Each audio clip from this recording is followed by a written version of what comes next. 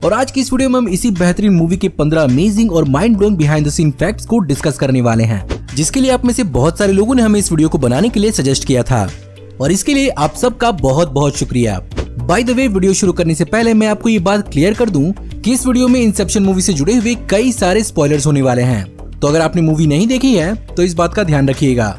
वैसे आज की इस वीडियो में आपको पता चलेगा कि लियोनार्डो डिकैप्रियो इस मूवी के लिए कितने ज्यादा जरूरी थे, इस मूवी के बेहतरीन और इम्पॉसिबल से लगने वाले सीक्वेंसेस को आखिर किस तरह से शूट किया गया है, जिसके कारण किस तरह से इस ट्रेन को रोड के बीचों बीच दिखाया गया है, इस मूवी की ड्रीम लेयर को समझाने के लिए जापान में किस मेथड को इस्तेमाल किया गया, क्रिस्टोफर नोलन आखिर कैसे और कहां से इस मूवी के लिए इंस्पायर्ड हुए थे, और क्या सच में मूवी के अंत में कॉब अपने बच्चों के पास वापस जाता है। ये और बहुत कुछ आपका इस वीडियो में इंतजार कर रहे हैं, तो देर किस बात की। लेकिन पहले अगर आप इस चैनल पर नए हैं तो हमारे चैनल को सब्सक्राइब करिए, बेल वाले आइकन को दबाइए और हमारी ऐसी आने वाली ऑसम वीडियोस को बिना मिस किए हुए एंजॉय करते रहिए। हे गाइस, मेरा नाम है पंकज सागर और आपका स्वागत है गेमों को हिंदी के एक और फ्रेश वीडियो में। Now without wasting any more time, let's get started. Fact number 15। Christopher Nolan ने इंसेप्शन की कहानी को सन 2000 में ही डेवलप करना शुरू कर दिया था, जब वो अपनी मूवी इंसोम्निया पर काम कर रहे थे। शुरुआत में ये मूवी इंसोम्निया मूवी के ही सिमिलर प्लॉट पर बेस्ड होने वाली थी, पर उन्होंने जब the 13th floor, the matrix और द डार्क सिटी जैसी मूवीज देखी तो उन्हें अपनी मूवी को एक अल्टरनेट रियलिटी पर बनाने का आइडिया आया, और बैटमैन बिगिंस और द डार्क नाइट मूवीज की सक्सेस के बाद वार्नर ब्रोस ने उनकी कहानी को खरीद लिया और उन्हें अपनी मूवी वार्नर ब्रोस के लिए बनाने के लिए मौका मिला। Fact number 14। कुछ रिपोर्ट्स के हिसाब से इस मूवी में कॉब का रोल प्ले करने के लिए ब्रैड पिट और विल स्मिथ जैसे एक्टर्स को चुना जा रहा था, पर उन्होंने इस रोल को मना कर दिया। बाद में लियोनार्डो डिकैप्रियो को अप्रोच किया गया और वो इस रोल को करने के लिए मान गए। वहीं पर लियोनार्डो डिकैप्रियो ने इस मूवी में एक एक्टर से ज्यादा इस मूवी को बनाने में कंट्रीब्यूट किया है, जहां पर उन्होंने क्रिस्टोफर नोलन के साथ तकरीबन महीनों बैठकर इस मूवी की स्क्रिप्ट को और भी ज्यादा सिंप्लीफाई करने में मदद किया, वरना जो मूवी आपको थोड़ी सी कॉम्प्लेक्स लगती है वो और भी ज्यादा कॉम्प्लेक्स बनने वाली थी। Fact number 13। इस मूवी में केन वातानाबे के कैरेक्टर साइतो को सिर्फ और सिर्फ इस चीज के लिए इंक्लूड किया गया क्योंकि क्रिस्टोफर नोलन को इस बात का पछतावा था कि उन्होंने द बैटमैन बिगिंस में केन वातानाबे को एक बड़ा या इंपॉर्टेंट रोल नहीं दिया था। बैटमैन बिगिंस में उन्हें ओरिजिनली राज अल गुल के रूप में दिखाया गया था, पर मूवी के अंत में पता चलता है कि लियम नेसन का ही कैरेक्टर असली राज अल गुल है, और इसीलिए उन्होंने इस मूवी में स्पेसिफिकली केन वातानाबे के लिए इस कैरेक्टर को लिखा, और उनका कैरेक्टर इस मूवी के सबसे फेवरेट और one of the most important characters में से एक साबित हुआ। Fact number 12। एलन पेज से पहले एड्रियन का character Rachel McAdams, Emily Blunt और यहाँ तक कि American pop singer Taylor Swift को जाने वाला था, पर जब डायरेक्टर क्रिस्टोफर नोलन जब एलन पेज से पर्सनली मिले तो उन्होंने एलन पेज को इस रोल को ऑफर किया और बिना ऑडिशन दिए ही उन्हें ये रोल मिल गया। वहीं पर अगर उनके कैरेक्टर के नाम की इंस्पिरेशन के बारे में बात की जाए तो उनके कैरेक्टर एड्रियन का नाम इंस्पायर्ड है एंशिएंट ग्रीक गॉड ज़्यूस के बेटे मीनोस की बेटी से, जहां पर एशियंट कहानियों के मुताबिक उसने भी अपने पिता के लिए एक भूल भुलैया का निर्माण किया था, और वो दिखने में बिल्कुल वैसा ही था जैसे एलन पेज की कैरेक्टर एड्रियन इनिशियली पेपर पर डिजाइन करती है। Fact number 11। हर film maker science fiction movie बनाने से पहले उस पर अच्छे से रिसर्च करता है, वरना भाई साइंस नर्ड्स की जली कटी बातें जिंदगी भर सुननी पड़ेगी, और ये दामन पे लगा हुआ जिद्दी दाग सर्फ एक्सेल भी नहीं निकाल पाता। पर बावजूद भी इसके क्रिस्टोफर नोलन ने कई बार अपने कैरियर में इस पर्टिकुलर रूल को फॉलो नहीं किया है।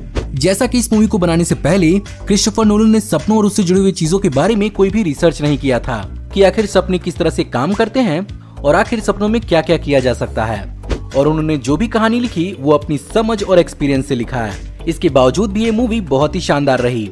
इससे पहले भी उन्होंने यही काम मोमेंटो मूवी में भी किया था, जहां पर उन्होंने शॉर्ट टर्म मेमोरी पर बहुत ही ज्यादा रिसर्च नहीं किया था। Fact number 10। इस मूवी में बेसिकली फिल्म मेकिंग को एक बहुत बड़ा सीक्रेट ट्रिब्यूट दिया गया है, जो बेसिकली दुनिया भर के शातिर मूवी गोअर्स से बच नहीं पाया। वेल कैसे, चलिए समझाते हैं। यहाँ पर हर एक कैरेक्टर फिल्म मेकिंग से जुड़े हुए हर एक इंपॉर्टेंट मेंबर को रिप्रेजेंट करता है। यहाँ पर जोसेफ गॉर्डन लेविट का कैरेक्टर आर्थर मूवी में द पॉइंट मैन है, जिसे बेसिकली फिल्म के प्रोड्यूसर की तरह देखा जा सकता है। एलन पेज का कैरेक्टर एड्रियन जो सपनों की दुनिया की आर्किटेक्ट है, उसे प्रोडक्शन डिजाइनर की तरह देखा जा सकता है। टॉम हार्डी का कैरेक्टर एम्स जो कि एक फोर्जर है, उसे एक्टर की तरह देखा जा सकता है। वहीं पर लियोनार्डो डिकैप्रियो के कॉब को एक डायरेक्टर की तरह देखा जा सकता है, और इन सब में सिलियन मर्फी का रॉबर्ट फिशर ऑडियंस की तरह देखा जा सकता है। मुझे कमेंट में जरूर बताइएगा कि आपने इस चीज को गौर किया था कि नहीं। Fact number 9।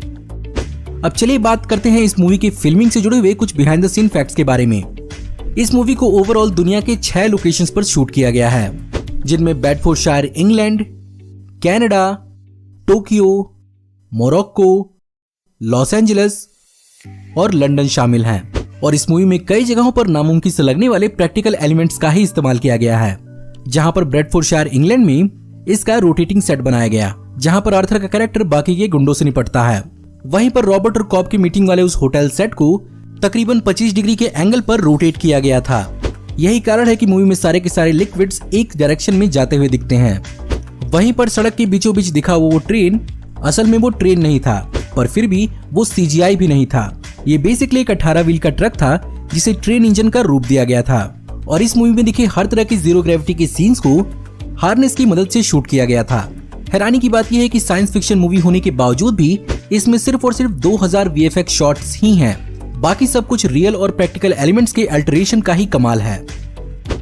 फैक्ट नंबर 8, इस मूवी में दिखाई हुई वो एंडलेस सीढ़ियां बेसिकली एक ट्रिब्यूट है Dutch graphic artist MC Eicher के आर्ट की, जिसे मार्च 1960 में पब्लिश किया गया था। और इसे असेंडिंग और डिसेंडिंग या द इन्फिनिट स्टेयरकेस भी कहा जाता है। MC आइशर अपनी लाइफ टाइम में ऐसे ही मेंटल इल्यूजन से भरी हुई पेंटिंग्स के लिए ज्यादा जाने जाते हैं। फैक्ट नंबर 7, इस मूवी में दिखाए हुए रोटेटिंग हॉलवे के सीन्स में आर्थर का कैरेक्टर प्ले करने वाले जोसेफ गॉर्डन लेविट ने अपने सारे के सारे स्टंट्स को खुद ही परफॉर्म किया है और उन्होंने इस चीज के लिए घंटों हार्नेस पर झूल के बिताया है। और अगर आपको नहीं मालूम है तो हार्नेस पर काम करना बहुत ही ज्यादा पेनफुल हो सकता है और यहाँ तो इस बेचारे को घंटों बिताने पड़े। फैक्ट नंबर 6, हो सकता है कि आप में से बहुत सारे लोगों को ड्रीम्स और उसके लेयर्स में बहुत ज्यादा कंफ्यूजन हुई होगी, पर जापान ने इसका एक बहुत ही अनोखा रास्ता निकाला, जहां पर उन्होंने जब इस मूवी को टीवी पर टेलीकास्ट किया तो साइड में उन्होंने हर ड्रीम के लेयर को नंबरिंग दी थी, जिससे लोगों को ये चीज समझने में आसानी हुई। आप मुझे कमेंट में जरूर बताइएगा कि ये आपके हिसाब से कन्वीनियंट है या कंफ्यूजिंग। फैक्ट नंबर 5, अगर आप भी जानना चाहते हैं कि कॉब ने अपने फादर इन लॉ के साथ ड्रीम शेयरिंग को किस तरह से सीखा और वो कैसे आर्थर और नैश से मिला और कॉब को साइतो की मेमोरी से कौन सी चीज को एक्सट्रैक्ट करने का काम दिया गया था, तो इन सब चीजों का जवाब इंसेप्शन मूवी के prequel comic the COBOL job में दिया गया है। और ये कॉमिक बुक बेसिकली इस मूवी के मार्केटिंग कैंपेन का हिस्सा था। फैक्ट नंबर 4, इस मूवी के सेकेंड ड्रीम लेयर में एड्रियन के बंधे हुए बालों का भी एक स्पेसिफिक रीजन है, क्योंकि इस मूवी के ड्रीम लेयर 1 में हम सब ने देखा कि कैरेक्टर्स एक कार में होते हैं और ये हम सबको मालूम है कि उनकी फिजिकल मूवमेंट्स उनके ड्रीम पर कितना ज्यादा असर डालती है। इसी कारण ड्रीम लेयर 1 में जब कैरेक्टर्स कार में होते हैं और जब कार उलटती और पलटती है तो कैरेक्टर्स ड्रीम लेयर 2 में जीरो ग्रेविटी का एहसास करते हैं और जीरो ग्रेविटी में बाल को मूव करते हुए दिखाने के झंझट से क्रिस्टोफर नोलन ने एड्रियन के कैरेक्टर के बाल को बंधा हुआ दिखाया।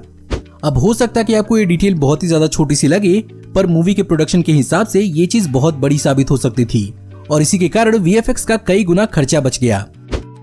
फैक्ट नंबर 3, अब जैसा कि मैंने आपको बताया था कि डायरेक्टर क्रिस्टोफर नोलन ने इस मूवी की कहानी को 2000 में ही लिखना शुरू कर दिया था, लेकिन वहीं पर इस मूवी से बहुत ही ज्यादा सिमिलर कहानी को 2001 की डोनाल्ड डक की comic book the dream of a life time से जोड़ के देखा जाता है, क्योंकि डैन रोजा द्वारा लिखी हुई इस कॉमिक बुक की कहानी इंसेप्शन मूवी की कहानी से काफी ज्यादा मिलती जुलती है, जहां पर बीगल बॉयज डोनाल्ड डक के अंकल स्क्रूज की ड्रीम को इन्वेड करके उनके तिजोरी के नंबर को जानना चाहते हैं, लेकिन डोनाल्ड डक वहीं पर जायरो गियर लूज नाम की एक मशीन की मदद से अंकल स्क्रूज के सपनों में जाकर उन्हें बचाता है।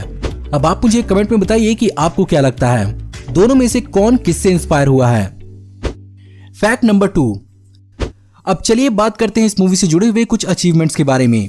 तो इस मूवी की सबसे बड़ी अचीवमेंट यही है, ये मूवी समय के पहले और बजट के अंदर बनकर तैयार हुई, जहां पर साइंस फिक्शन मूवी के हिसाब से इसे बनाने में $160 मिलियन लगे। वहीं पर इस मूवी ने डोमेस्टिकली $292 मिलियन का बिजनेस किया और इसने वर्ल्ड वाइड $823 मिलियन का बिजनेस किया, जो $160 मिलियन के हिसाब से बहुत ही ज्यादा कमाई है। और वहीं अगर बात की जाए क्रिटिकल अचीवमेंट्स की, तो इसने best sound mixing, best sound editing, best visual effects और सिनेमेटोग्राफी के लिए ऑस्कर अवार्ड्स जीते।